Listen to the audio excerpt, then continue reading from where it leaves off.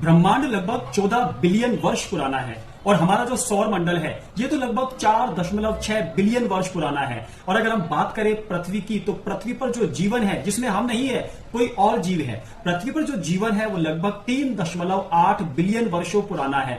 अब हम बात करें मानव की, यानी कि मनुष्य जो है वो इस पृथ्वी पर लगभग हजारों साल पहले ही अस्तित्व में आया था। और ऐसे में हम दावा करते हैं कि हम ब्रह्मांड को अच्छे से जानते हैं। ये ब्रह्मांड कैसे बना, ये यूनिवर्स कैसे बना, तो ये एक ऐसा ज्ञान है जो केवल किसी कपोल कल्पना पर आधारित नहीं है। इसके लिए मानव सभ्यता का एक ऐसा विभाग भी है, एक ऐसे लोगों का समूह भी है जो शिक्षित हैं, उच्च शिक्षित हैं, तार्किक हैं और वैज्ञानिक दृष्टिकोण से दुनिया को समझने का प्रयास करते हैं और सिद्धांतों के आधार पर प्रयोग करके लोगों के सामने एक परिणाम निकालते हैं। उसी परिणाम के आधार पर मैं समाज की आवाज यूट्यूब चैनल पर मेरे विद्यार्थियों को और विद्यार्थियों के साथ साथ उनके माता पिता, अभिभावकों, मित्रों, साथियों को और आप सभी को वीडियो के माध्यम से प्रैक्टिकली समझाने का प्रयास कर रहा हूं इस पूरे यूनिवर्स के बारे में। अगर आपको लगता है कि हम इस ब्रह्मांड में अकेले हैं, तो इसे देखिए।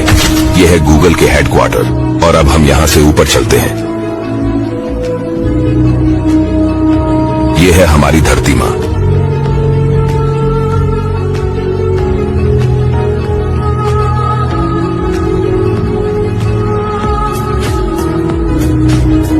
यह है हमारा सौरमंडल।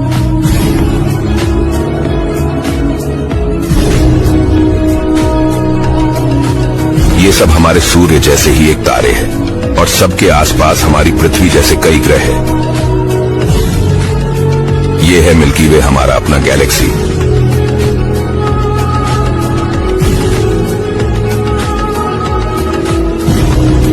ये है एंड्रोमेडा, सबसे पास की गैलेक्सी।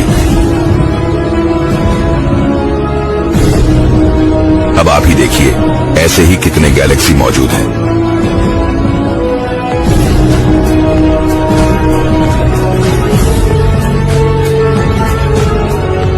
ये बबल हमारा यूनिवर्स है। अब इन्हें देखिए, कितने सारे यूनिवर्स है। इसे ही मल्टीवर्स कहते हैं। यहाँ सबका अपना अपना कानून है। ये है हमारी आकाशगंगा और इंसान की आंखों से ब्रह्मांड कुछ ऐसे ही दिखता है, खाली अंधेरा। लेकिन इसे इंफ्रारेड कैमरे से देखने पर ये कुछ ऐसे दिखता है। ये जो आप देख रहे हैं, ये हमारी आकाशगंगा है, यानी हमारी मिल्की वे। इसे इंफ्रारेड कैमरे से देखने पर यह आकाशगंगा ऐसी दिखती है। इसमें हर एक डॉट एक तारा है और इनमें से बहुत से तारे ऐसे हैं जो हमारी आंखों से दिखाई नहीं देते। अब सोचिए, इतने सारे तारों के पास कितने ग्रह होंगे और उन ग्रहों में से कितनों पर जीवन होगा।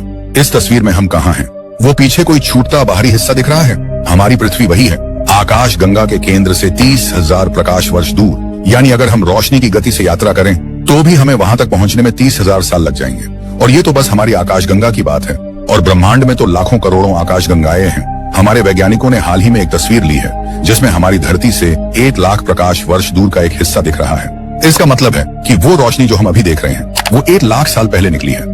हमारे सौर मंडल में 8 ग्रह हैं, लेकिन पहले 9 ग्रह हुआ करते थे। जी हाँ, लेकिन फिर 2006 में वैज्ञानिकों ने प्लूटो को ग्रहों की सूची से हटा दिया, क्योंकि प्लूटो बहुत छोटा था और उसकी कक्षा भी अन्य ग्रहों की तरह गोल नहीं थी। और नासा ने एक बहुत ही खास तरीके से हमारे सौर मंडल के ग्रहों की आवाज रिकॉर्ड की है। इस वक्त आप आराम से अपना मोबाइल देख रहे हैं, लेकिन क्या आपने कभी सोचा है कि इसी वक्त आप एक रॉकेट की रफ्तार से अंतरिक्ष में यात्रा कर रहे हैं? जी हाँ, इस वक्त हमारी पृथ्वी हर सेकंड 450 मीटर प्रति सेकंड की रफ्तार से अपनी धुरी पर घूम रही है। मतलब आप 450 मीटर प्रति सेकंड की रफ्तार से आगे बढ़ रहे हैं और हमारी पृथ्वी सूर्य के चारों ओर भी चक्कर लगा रही है, वो भी 30 किलोमीटर प्रति सेकंड की रफ्तार से।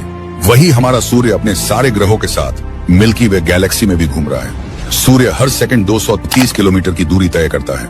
मतलब इसी पल आप 230 किलोमीटर प्रति सेकंड की रफ्तार से गैलेक्सी में घूम रहे हो। और ये तो बस सौर मंडल की बात है। पूरी मिल्की वे गैलेक्सी भी ब्रह्मांड में 600 किलोमीटर प्रति सेकंड की रफ्तार से आगे बढ़ रही है। हमारी पृथ्वी, हमारा सूर्य और हमारी गैलेक्सी सभी एक साथ ब्रह्मांड में दौड़ रहे हैं। अब जरा सोचिए, अगर आपने यह वीडियो 30 सेकंड के लिए देखा है तो आप लगभग 5,40,000 किलोमीटर की दूरी तय कर चुके हैं। ये दूरी पृथ्वी से चंद्रमा की दूरी से भी ज्यादा है। और क्या आपने कभी सोचा है कि जब अंतरिक्ष में ऑक्सीजन है ही नहीं तो सूर्य कैसे जल रहा है? तो चलिए जानते हैं। देखिए, पहली बात तो सूर्य में धरती की तरह आग नहीं जलती, और अगर ऐसा होता तो सूर्य बहुत पहले ही एक मोमबत्ती की तरह जलकर खत्म हो जाता। सूर्य के जलने का कारण है हाइड्रोजन और ग्रेविटी। सूरज में 70% हाइड्रोजन, 27% हीलियम और बाकी 2% में कार्बन, नाइट्रोजन, ऑक्सीजन, आयरन और अदर एलिमेंट्स पाए जाते हैं। जब हाइड्रोजन पर सूर्य की एक्सट्रीम ग्रेविटी लगता है तो हाइड्रोजन आपस में टकराते हैं, जिससे हीलियम का जन्म होता है। इसे हाइड्रोजन बर्निंग या न्यूक्लियर फ्यूजन भी कहा जाता है। लेकिन यहाँ पर कुछ भी बर्न नहीं होता। दरअसल जब दो हाइड्रोजन एटम आपस में टकराते हैं तो उसमें से एनर्जी और हीट लाइट के रूप में निकलती है, और वही लाइट सूर्य के सरफेस से पृथ्वी पर आती है।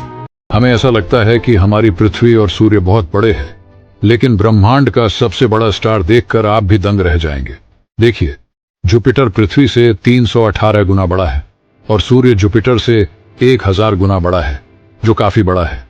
लेकिन हम जिसकी बात कर रहे हैं उसके सामने सूर्य भी बहुत छोटा है।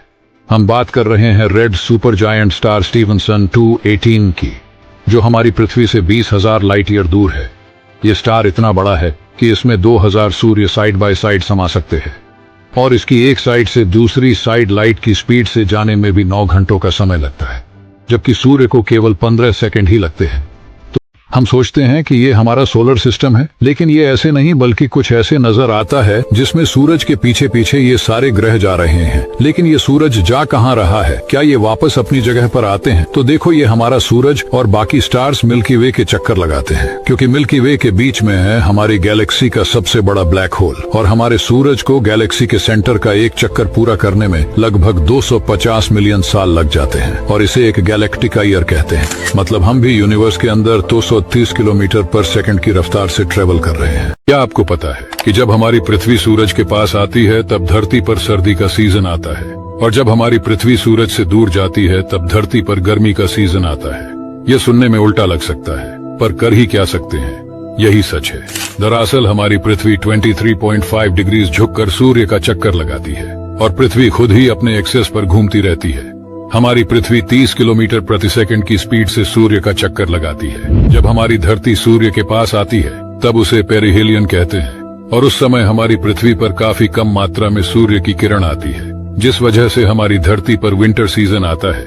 और जब पृथ्वी सूरज से लॉन्गर डिस्टेंस पर होती है तो उसे अफीलियन कहते हैं, और उस समय सूर्य से निकली अधिकतर रेज धरती पर आती है, जिस कारण हमारी धरती पर समर सीजन आता है। आप में से ज्यादातर लोग ये नहीं जानते हैं कि समुद्रों में लहरें चांद की वजह से आती हैं। हाँ, आपने बिल्कुल सही सुना। दरअसल ग्रेविटी लिक्विड पर ज्यादा काम करती है, क्योंकि लिक्विड के मॉलिक्यूल सॉलिड के मुकाबले ढीले बंधे होते हैं। अब क्योंकि चंद्रमा की भी अपनी ग्रेविटी है, तो ये पृथ्वी पर मौजूद सभी चीजों को अपनी ओर खींचता रहता है। लेकिन पानी जो लिक्विड है, इस पर इसका असर ज्यादा देखने को मिलता है। इसीलिए समुद्र में उछाल देखने को मिलता है, जिसे हम टाइड्स या लहर कहते हैं।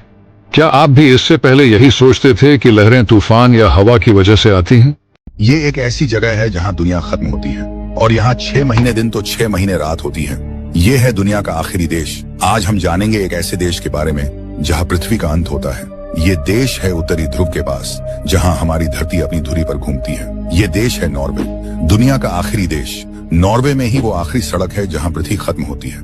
दोस्तों, धरती गोल है और इसके हर एक छोर पर कोई ना कोई देश स्थित है, लेकिन नॉर्वे पृथ्वी पर मौजूद आखिरी देश है। माना जाता है कि यहाँ पृथ्वी का अंत हो जाता है। नॉर्थ पोल ही वो जगह है जहाँ पृथ्वी अपनी धुरी पर घूमती है। यहाँ का तापमान -45 डिग्री के नीचे चला जाता है। उत्तरी ध्रुव के करीब होने के कारण यहाँ अन्य देशों की तरह रोजाना रात या सुबह नहीं होती, बल्कि यहाँ 6 महीने दिन तो 6 महीने रात रहती है। सर्दियों के दिनों में यहाँ सूरज के दर्शन तक नहीं होते, जबकि गर्मियों के दिनों में यहाँ कभी सूरज डूबता ही नहीं। मतलब कि गर्मी के दिनों में यहाँ रात नहीं होती। उत्तरी नॉर्वे के हैमरफेस्ट शहर में 40 मिनट के लिए ही सूरज डूबता है, इसीलिए इस शहर को कंट्री ऑफ मिडनाइट सन के नाम से भी जाना जाता है।